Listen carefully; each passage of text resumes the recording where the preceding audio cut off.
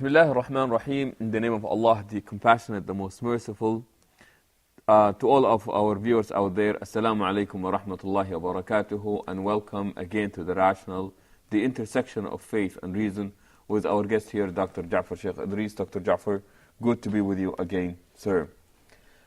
Sheikh, we were talking last time about democracy and what is the Islamic view with regard to democracy. And as I was reading one of your articles, there was a question that was paused in there, and it read, is the Islamic State democratic? And you seem to make a distinction in your definition of democracy where you said, yes, if democracy is broadly defined in terms of decision-making by the people, versus I believe you said that we would object to it if it is the rule of the people. Of course, I wrote this article a long time ago, and when I read it again, I found that I have changed my mind slightly about it. I think my view of democracy is clearer now in my mind than it used to be. Now, if I am asked whether it is a democracy or not, I would say it is not. It is not. It is not. Even if you define it, as you said here, it is the decision-making process by which people... Even the decision made according to what? If you leave this is democracy, because democracy is that the decisions are, the people are sovereign as legislators. They make the decisions. So if they make the decisions without any limitations, without any restrictions, then that is democracy. But I must repeat for the fourth time that this democracy doesn't exist anywhere. Democracy as in which the people are sovereign and they make whatever decisions they want, and that these decisions are those of the majority. This doesn't exist anywhere, and it would practically speaking. Yes, it can't exist, and it is not good for the people to have this kind of government, and therefore. People in democratic countries restrict even the sovereignty of the people. Like, for example, the United States system and all democratic systems in the West are called liberal democracies. It is not democracy as such. What does that mean? According to liberalism, because liberalism was known in the West even before this new democracy that was revived. So the liberalism, I think, was known even before the 16th century or so. According to the liberalism, a human being has certain rights as an individual that should not be encroached upon by anyone else. Even the majority. Now, this is a big problem. If you say the majority or the people are sovereign, they make the legislations they want, then you say no. There are certain things which they cannot do. Who are you? Who said this? If you say it is the people who made these restrictions by themselves, on themselves, then we can say, yes, this is democratic. But then they can change their mind. And they can say, we don't. In fact, some people are saying this now in the United States. They are criticizing even the concept of human rights. They say, well, where does this come from? A believer might say that this is what God gave humans as individuals. You cannot kill, take a human being's life. This is his right as a human being. But then, if you say it is the people who are sovereign, then the people can meet and say, we think it is good for our economic progress to kill everyone that is over 60. We don't want them to be a burden on us. And the decision will be democratic. but it will violate Democracy, liberalism. So there is a conflict between liberalism and democracy. And many of them saw this. One of the I mentioned these founding fathers many times. One of them said something interesting. He said that democracy is like two wolves and a lamb. Two wolves and a lamb voting for what to eat, what to have for dinner. Two wolves and a lamb voting on what to eat for dinner. Okay. And the result is very clear. They will vote and eat the lamb. The whole lamb. Yes, because they are the majority. Liberalism is a lamb that is well armed, so they cannot attack it. So many of them saw that democracy without any restrictions can be very harmful. And that's why they made these restrictions.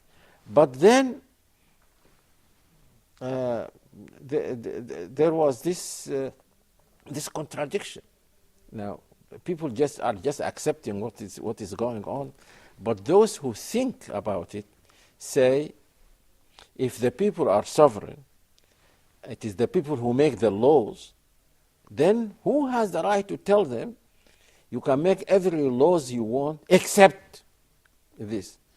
Who made this exception? And I remember I took part in a conference that was held in Italy sometime ago, and there was a woman who specializes in human rights, and she criticizing Muslims. And I asked her this question. I said, who made these human rights? Why should I abide by them? Why should I abide by something that a French lawyer wrote several years ago? And she said, because this was passed by the United Nations. I said, well, so what? I can say what the United Nations passed is wrong. Why should I be? And you yourself can criticize many decisions made by the United States. And she could not. She said, this is the consensus of the people. I said, no, you said just a short while ago that in some Islamic countries, I think when this was I don't know, in the 40s or something, the Saudi representative, as she said they have reservation on some of the items, and they had, of course, they were right in having this reservations, and they said that we don't consider this as human rights. So the problem is, who said that these are inalienable human rights? If you believe in God, yes, you can say that this is God. This is what God said, and God is the sovereign legislator. So you abide by Him.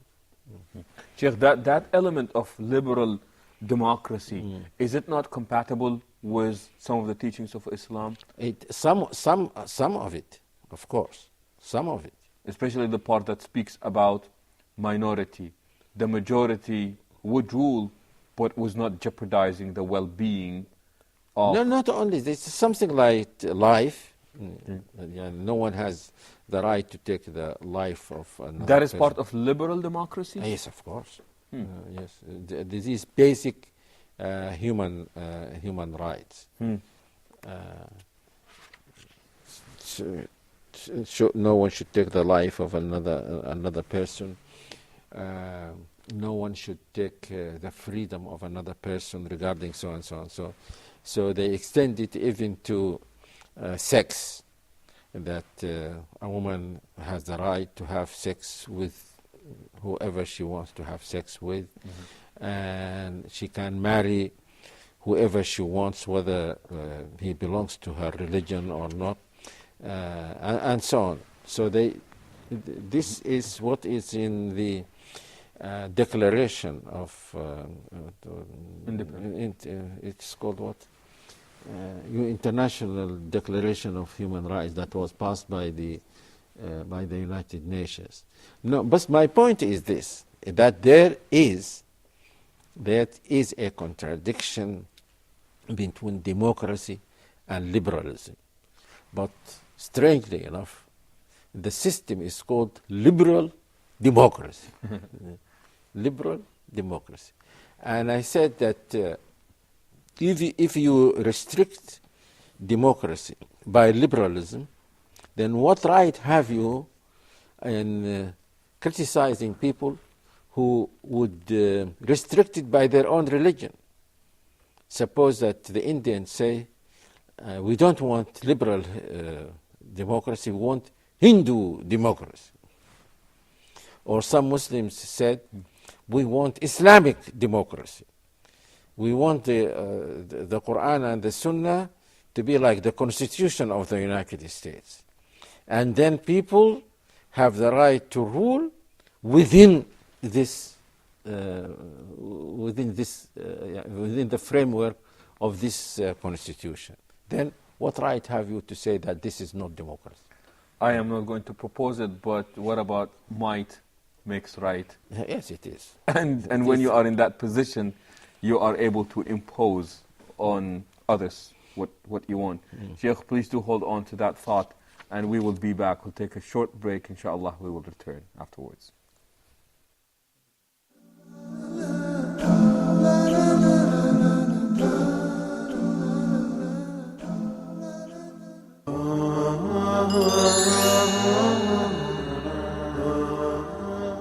Professor Muhammad Naeem As-Sa'i and Brother Ahmed Rajab in their show Islamic Law Today.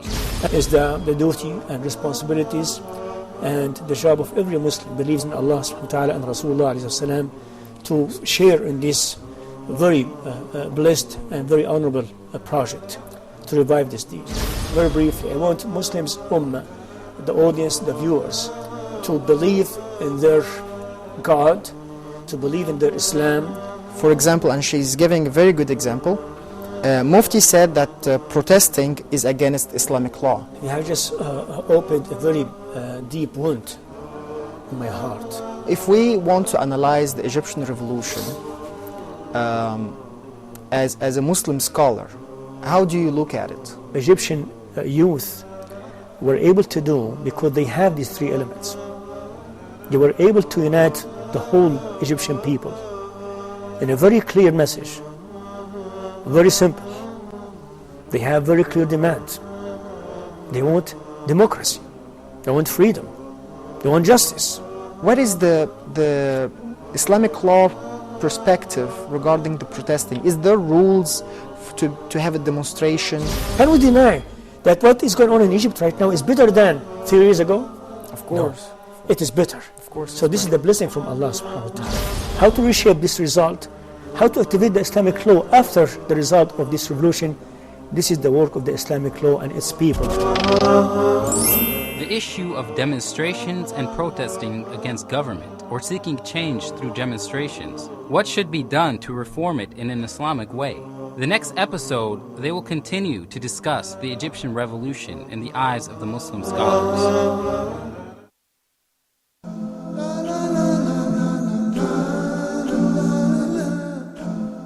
Assalamu alaikum wa rahmatullahi wa barakatuhu, and welcome back again to The Rationale, the intersection of faith and reason, with our guest here, Dr. Ja'far Sheikh Idris. Dr. Ja'far, we spoke before the break about liberal democracy, or this clash between liberalism and democracy, and how elements of liberalism are actually Islam accepts part of the teachings of that.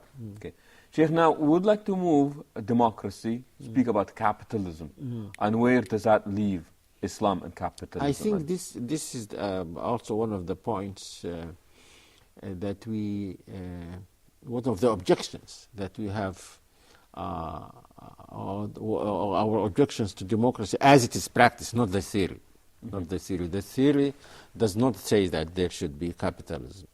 In fact, they say that capitalism is a byproduct of liberalism, because liberalism says that a person must have the right to acquire wealth the way they want and so on. So this led to, because liberalism leads to individualism. And so this is very much related to capitalism. Some people think that capitalism, there is a contradiction again between capitalism and democracy. Sheikh, before you go on, you said liberalism leads to individualism. Is this because of the emphasis of liberalism On the individual. On the individual. On the individual. Asserting the rights of the individual. Yes, and they say, of course, in the West, you have liberalism, and you have, what is it, collectivism, perhaps? I forgot the name. Individualism says that human beings are basically individuals, So when they come to society, this is something, they come to society just to serve their own individual interest, because no one can serve all his interests if he is isolated from society. But the basic thing is the individual. Collectivism says no, the basic thing is society. And this was the philosophy of Marxism, for example. Individualism is connected with capitalism. Collectivism is connected with Marxism. Socialism.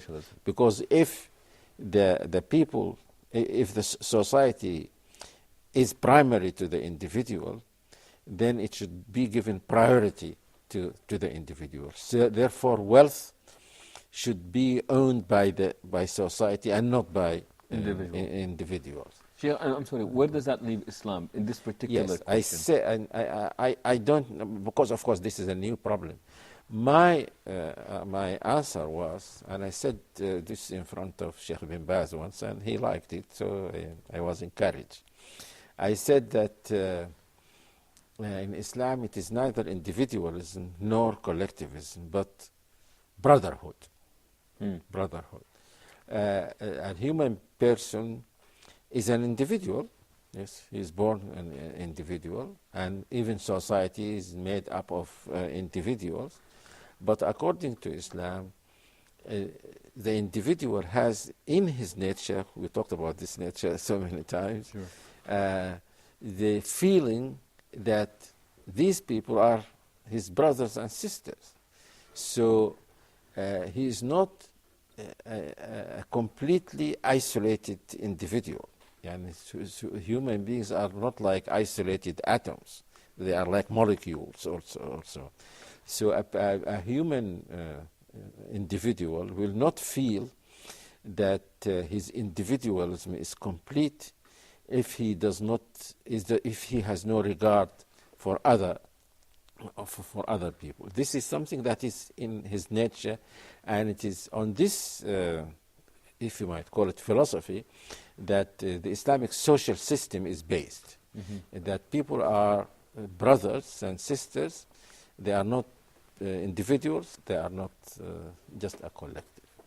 Now, the problem with capitalism, according to some people who say that it contradicts democracy, is that I think we mentioned this in one of our episodes, that democracy says that everyone has the right to be elected as president or member of parliament or so.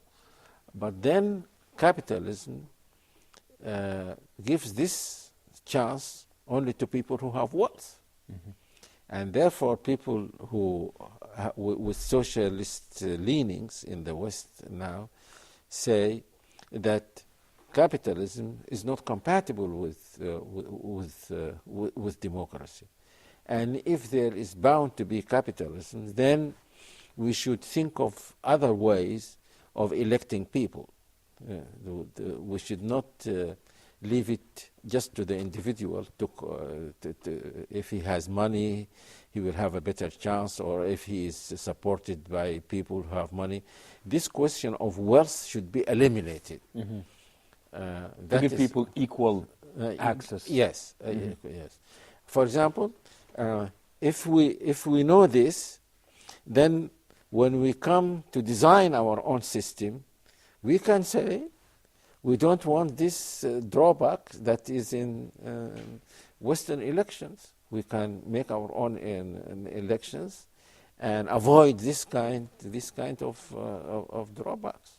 And that's what you were proposing, that we are critical of democracy. We need to find something better, and that would be. And we will benefit greatly from the experience of these people and what they say about their systems and the drawbacks they draw our attentions to, and so on. Sheikh, just to make sure that as time is pressing us at this point, speak about capitalism, democracy, and what have you. Another element within the teachings of Islam is this concept called shura, or consultation would perhaps be a good translation for it. Is that the same as, what do you want to call it, electing people choosing their leaders, or how does that? No, it is not. And some people I know say that in some of the arguments they give for accepting democracy, they say that democracy is just shura. We have, and someone in fact said that the Islamic system is shurocracy. That is ruled by the people, this is ruled by the shura. And of course that is false. Shura is not the Islamic system. It is an element in the system. Because we are ruled by the commands and prohibitions in the Quran and the Sunnah. Now, there is a place for shura within this system. If there is something new for which we don't find any ruling in the Quran or the Sunnah, then we consult each other and find. If it is a matter, a worldly matter, that has nothing to do with these Islamic prohibitions and so on, then we consult each other. If I want to make a decision. So I looked into the Quran, and I found that there are three kinds of shura. And I call them individual shura, group shura, and public shura. This depends on whose interest we are discussing. If you are elected as president and you are given powers to do what you want within these limits, then as an individual you can consult people whom you trust, just as this is what now say presidents of the United States. This is one good thing they have. They consult earlier presidents, call them, ask them. They are not bound by what these people tell them, because the decision is theirs. So this is a kind of shura. This is individual. You want to marry, and you go and ask people, consult them. Do you think that so and so is suitable for me? There is no majority here. And I once said that you don't stand in the street and ask the people passing by, what do you think of if I married such and such person, such and such, and then you count votes, vote for or against. No, the decision is left to you. So you decide according to what you hear from the people. Group shura is when the matter is of interest to a group of people. إن أراد فصالا عن تراض منهما وتشاور. What to do with the child, in the Quran. In case there is a familial dispute. Yes. So the decision should not be taken just by the father or the mother. They should consult each other. But if the matter concerns the whole society, then this is public shura. So shura is an element in the system. It is not the system itself. And shura existed even before Islam.